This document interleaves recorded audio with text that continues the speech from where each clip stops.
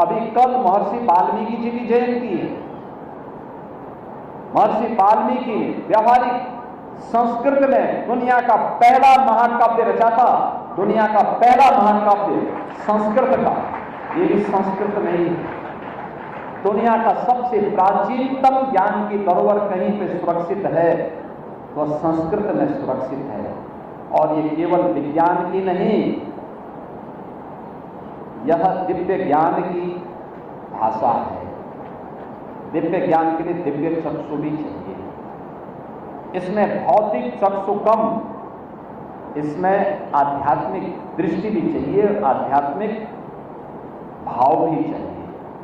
उस भाव में जो भी गोता लगाएगा वह संस्कृत के प्रति आग्रही बनेगा और वह लोक कल्याण का माध्यम बनेगा, विश्व कल्याण का माध्यम भी बनेगा। और वेद और व्याकरण के लिए इन बच्चों को तैयार करके आगे बढ़ाना, जीवन पथ पर अग्रसर करके समाज निर्माण की इकाई को मजबूती प्रदान करना, एक और संस्कृत के माध्यम से, और दूसरी तरफ बालिकाओं को स्वावलंबन के पथ पर अग्रसर करने का प्रयास है।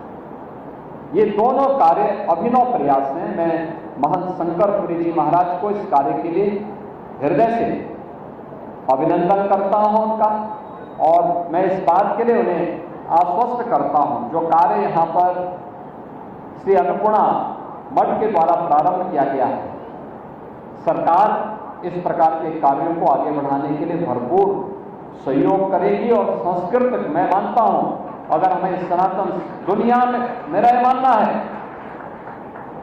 कि अगर शांति और सौहार्द का मार्ग प्रशस्त करना है तो सनातन धर्म की ही शरण में सबको आना पड़ेगा।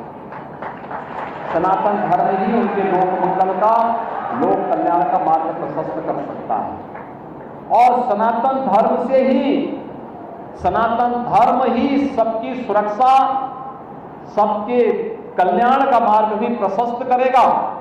और सनातन धर्म को बचाना है तो हमें संस्कृत की शरण लेनी ही पड़ेगी, संस्कृत को माध्यम बनाना पड़ेगा।